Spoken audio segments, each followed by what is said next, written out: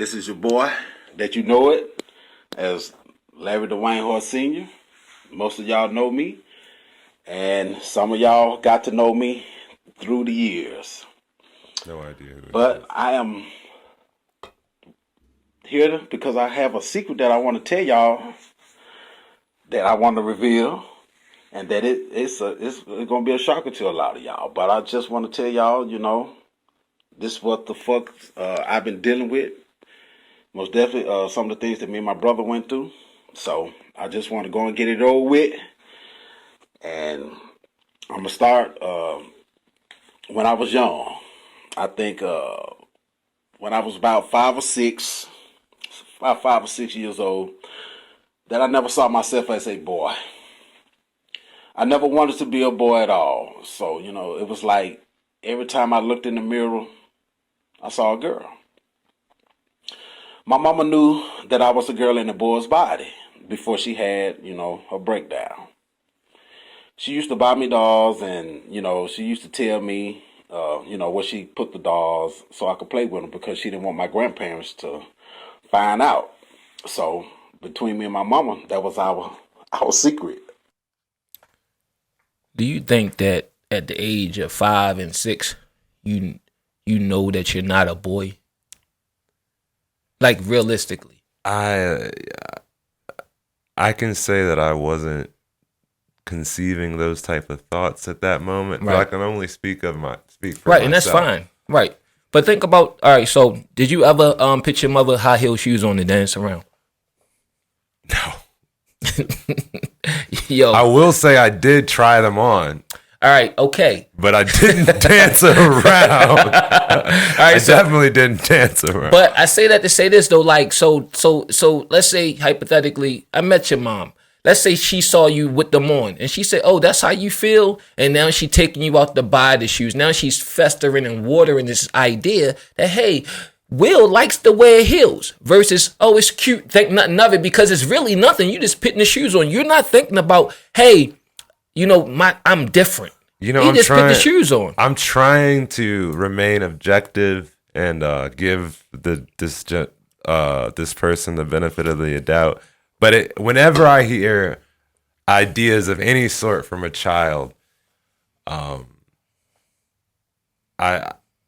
I've never thought that they're original. I'm always like, where'd they get that? Exactly. Where'd they learn that? Just like it's no different than people who, when they talk in politics and religion, they heard it from a preacher. It's not their original thought, or they saw it on the news and they adopt them. It's just grown-ups are no different than kids. 6 or 7? No, 5 or 6. No, that matters. And then mom, I wasn't thinking about much of anything at that point. Like, exactly. I was running around borderline like an animal. Was you coloring inside the lines at 5 and 6?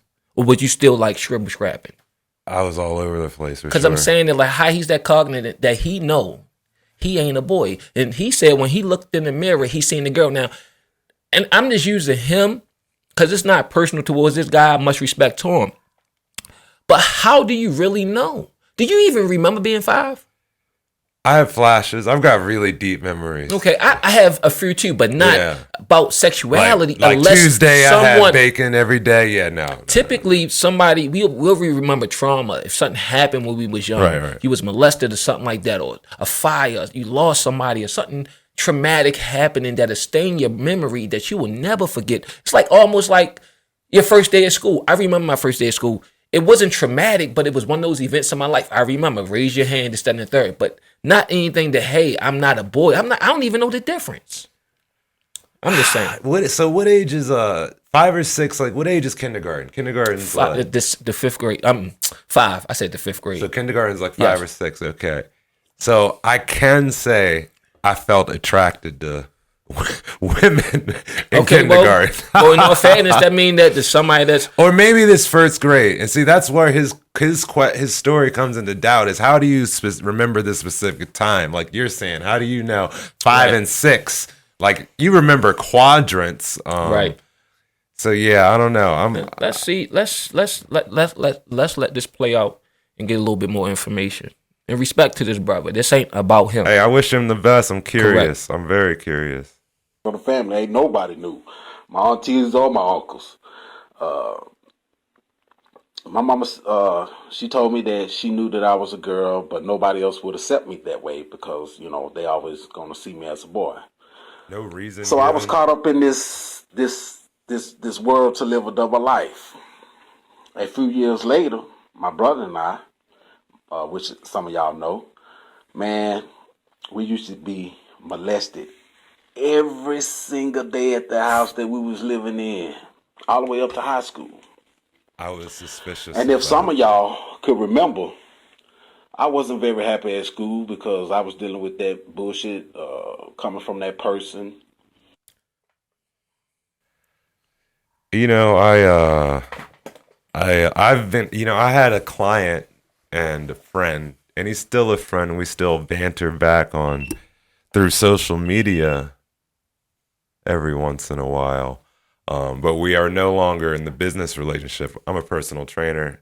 We definitely got into some arguments over our beliefs. And one Right. thing that we had arguments about is there is a noted correlation in behavioral science and psychology at large that a disproportionate amount of people with what was once called gender dysphoria are also victims of sexual assault, particularly in childhood. Right.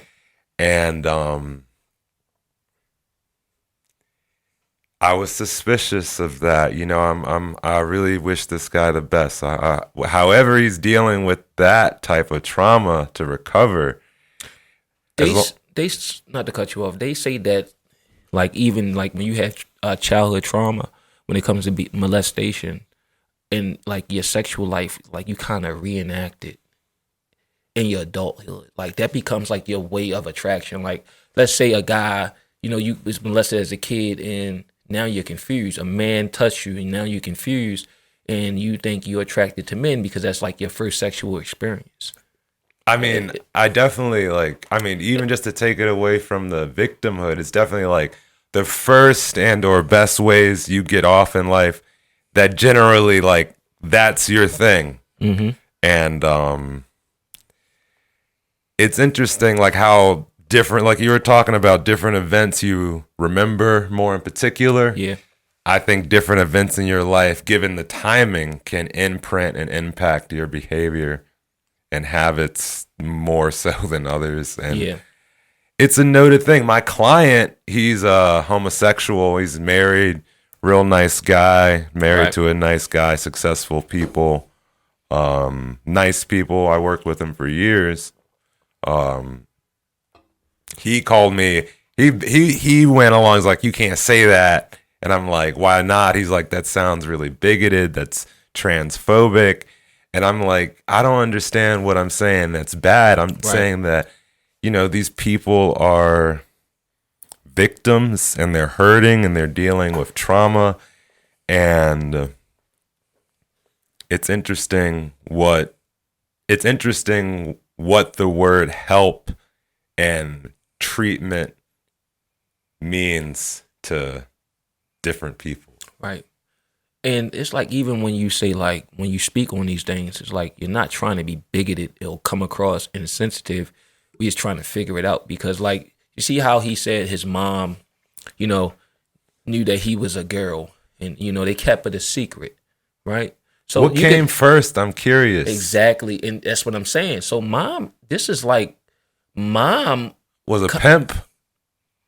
Say that again. Was mom a pimp? I don't know what mom was. This guy has I mean, who is this guy? He's some sort of celebrity, a musician or something? No, just random guy. Oh, just a man. That getting a lot of, it's like trending or whatever. But I mean, regardless of him being a celebrity or not, it's a known thing for poor people to have to profit off of their kids in one way or another. No, he's just an ordinary guy, like with trauma like everybody else. All people, I should say. Right, yeah. And he was coming out, and he's coming out letting everybody know, like, he's worried about losing friends.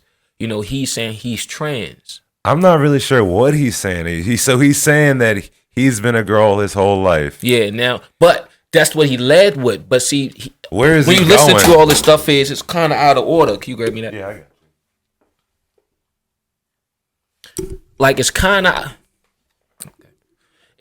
out of order because he's talking about, he's been a girl all his life. Then as he start to talk a little bit more, you see where mom is giving him dolls instead of giving him cars to play with. And then you see the other factor that him and his brother was being molested. Like these things ain't have nothing to do with how you feel about himself now, when in reality, I think it does. And the fact he hasn't provided a reason. And he just said he looked in the mirror and like that's what he didn't give a reason from his mom. Like there's no explanation or why, as in like, what did you do in your mom's eyes or your eyes that signified and just, like I said earlier, how I knew I was attracted to girls, or like I felt the compulsion to interact with women physically, like kindergarten or first grade. I just remember we're standing in line to leave the class, get water, whatever the heck they were training us to stand in line for at the moment. And I just remember I wanted to grab the girl in front of me, and it wasn't in the wrestling. Let me do a WWE move. I guess for us, just being wired the way we're wired. But I was not. I'm not saying I was thinking, am I a boy or am I a girl? Right. That wasn't even a concept. That's what I'm saying. Like I wasn't thinking, am I a boy? Am I a girl? I was like, I know I want to do something to her. That's not like something I've ever really felt before. Like, right. You know what I'm saying? Yeah. Yeah. Not my fault. No, you're good, man. It's your podcast. You got to do you. So when that person was doing all that shit to me, I never liked it a man since then. I never liked being touched by no fucking dude. I hated it. So that was like, it catapulted me to be with women, which y'all know that for some of y'all know I had a lot of girlfriends, but I want to put on the record that your boy is not gay, even though y'all see me as a boy, but just listen to what I say. Promiscuity is often a compensation for something. I just want to say to all my ex-girlfriends I had out there, I just want to let you know. Sorry for the that, AIDS. I sabotaged every relationship that I've been in. Because I just couldn't tell nobody the truth, and I wanted to, but I just couldn't do it. To all my friends that I kicked it with, best to believe I wanted to tell you, but everybody liked kicking it with, what they used to seeing me as, Larry, the boy, a boy, because I always did boy shit around y'all, and and almost every night when I left from hanging from around y'all, best believe I was crying. Because I wanted to tell somebody the bullshit that, I was going through. So like, okay. Like, I think the more or less the crying was in the way I'm interpreting this. What part was the crying? I'm curious. He said when he left his friends, because he feel like he's about to let everybody down. Okay. He's about to let everybody down with this bombshell, right? That he's trans. Yeah. And that, he's been dealing with this for a long time, and that he's afraid to lose his friends, and that he ruined every relationship he was in. It's all over the place. There's no timeline given. It just, his feelings coming out, and I understand that. And then that what he's talking about, to me, what I'm hearing is that the crying is about what was happening to him, not that he was pretending to be who he was. Because a lot of times back in the day when we was on the playground playing, you could tell who was kind of like on this, going this way or that way. Even when it came to little girls and the boys, you could tell. Oh, for sure. So like if he ain't have that naturally, right? Because you could tell when we growing up is that one person, back then it was like one or two people that you knew that's who they was. And like, we didn't even understand it. They didn't understand it because it's just who they were and how they were. Their mannerisms, the way they talk. And then as they grew up, some people grew out of it and other people grew of it. Is this being gay or being trans? No, this being feminine, like a guy being feminine, talking and acting in a certain type of way. Yeah, so being gay. Yeah, well, gayish. I guess I don't even know how it's defined now. You know what I mean? Because now kids are being called, saying they're gay before they even had sex.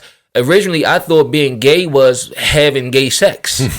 Like when two men have sex with each other. That was the classification. Now it's all in these feelings and how I wake up in the morning and think about myself. And I'm really walking on eggshells here because I don't want to be offensive. But like, I mean, just by being yourself and doing well, you're offending a lot of people. yeah, man. I mean, you got to edit accordingly, I guess. No, this all in there. This ain't getting chopped out. But I mean, for me, first of all, I want to say I feel the utmost compassion for this guy, Right. period, you know, as a fellow human being, whatever, what have you. But also just knowing that he was a victim at such a powerless point in his life. Exactly. Like, that's just something that's real hard to recover from. It went on from the time he was a kid to up in high school. So now think about when you're in high school. That's when everybody's dating. That's what we're trying to get girls' phone numbers. We're getting our heart broken. It's our first time kissing somebody and all these different things. And at home, he's being molested by a man. You got nowadays, man, most of these kids aren't kissing nobody. But I'm talking about for him. He's Right. 43 years old. Right. So he's the same age as me for real. Mm-hmm. So he grew up when I grew up in the same era.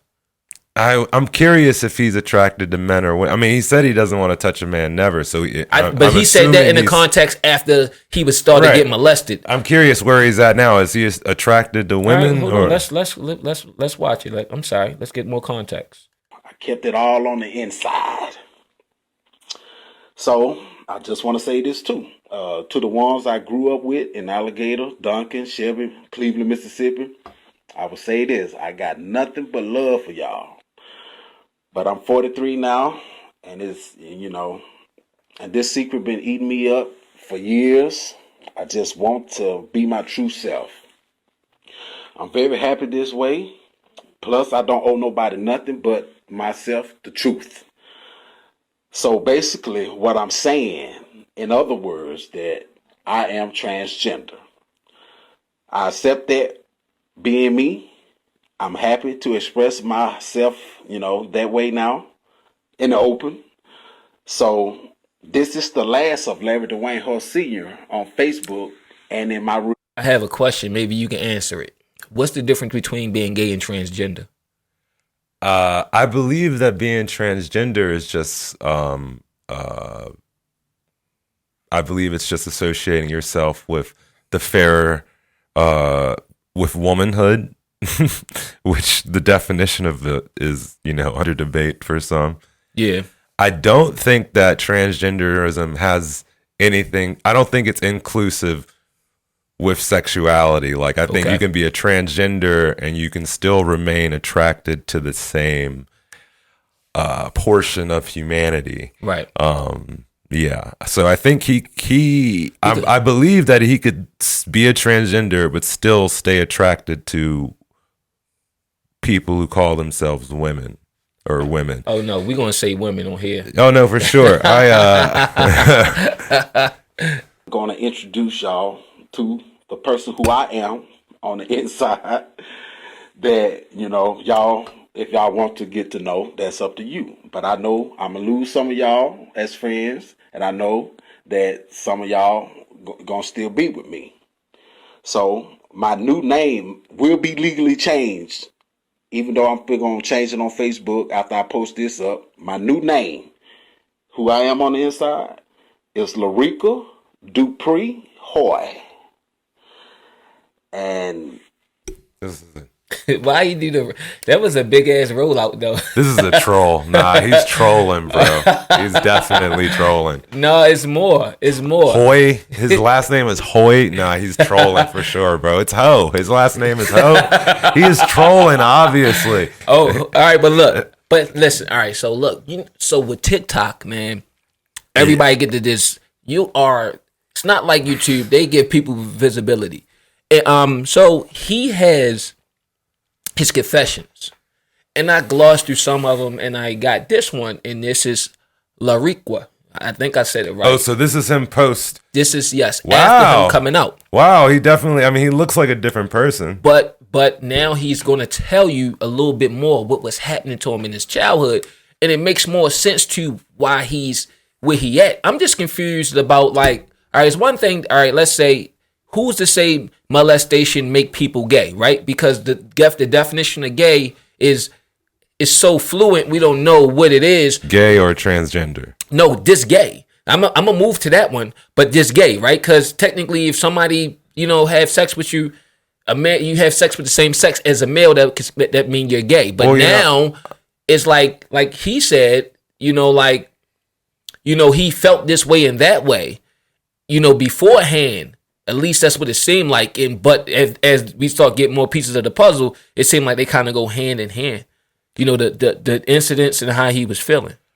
By hand in hand, you mean that? All right, he liking doll babies, and then at the same time, because I'm gonna give. He's giving us timing. Yeah, a little spoiler alert. His uncle was fucking with him and his brother. I guess before we get started, the thing I wanted to, just because you gave me the green light, I am happy and proud to say I definitely believe that there are only two genders, and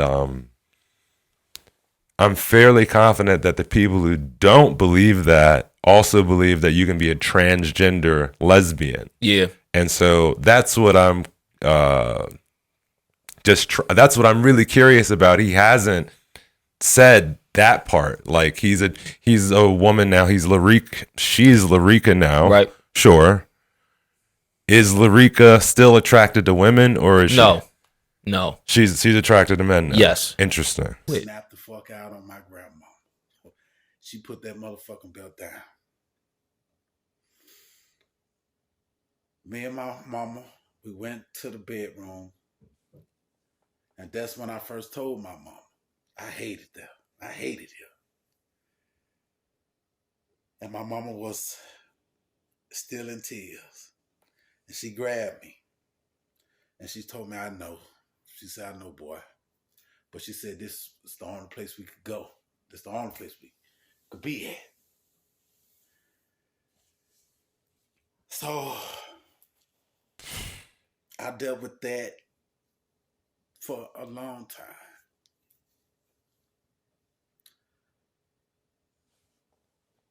I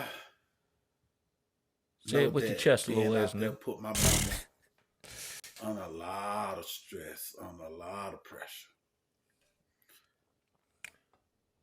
But at that time, that's when I really got real close to my mama. Even though we was already close.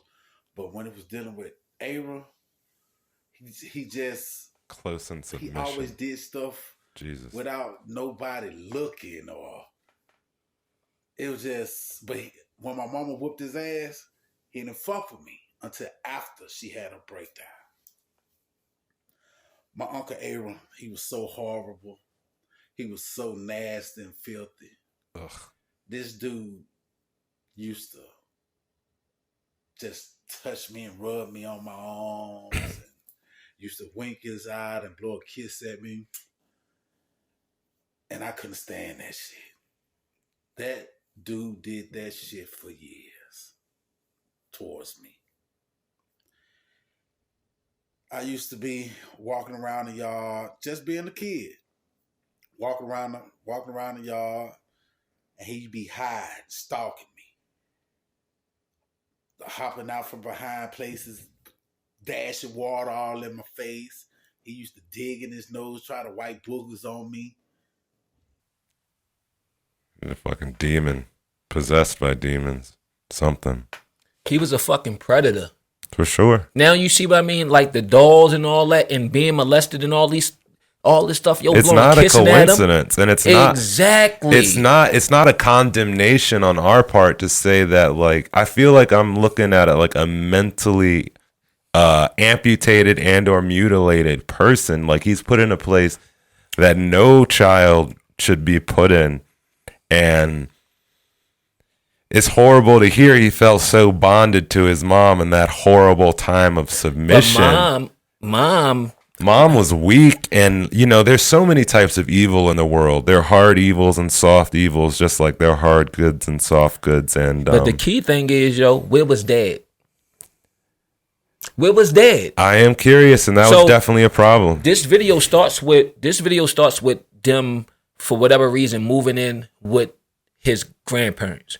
In the other video, they kept it a secret. Remember, mom was giving them dolls. Just don't tell nobody about it. So now we're at grandma's house and grandpa's house, and I think what happened was grandma found out something, and she was about to whip his ass, and grandpa came and stopped it, and him and mom is in the room now. And this is then he's starting to tell you about. It's starting to come to the point where we're learning about the uncle, because mom had a breakdown at some point. Now we seeing the uncle who's probably still living at home, preying on this little kid out in the yard, putting buggies on him and throwing water on him, stalking him. A predator for real. I mean, What happened to the uncle? See, this is all this stuff is taught behavior. I mean, the trauma, the trauma passes itself on. Yes. I mean, that's the worst thing I think about pedophilia in particular. It's it's the only crime that is like contagious. It's vampiric. It's the only crime that encourages the victim to become a victimizer. Yeah. And that's why it's just so horrible and atrocious. And it's the only thing I'm really an advocate for capital punishment for.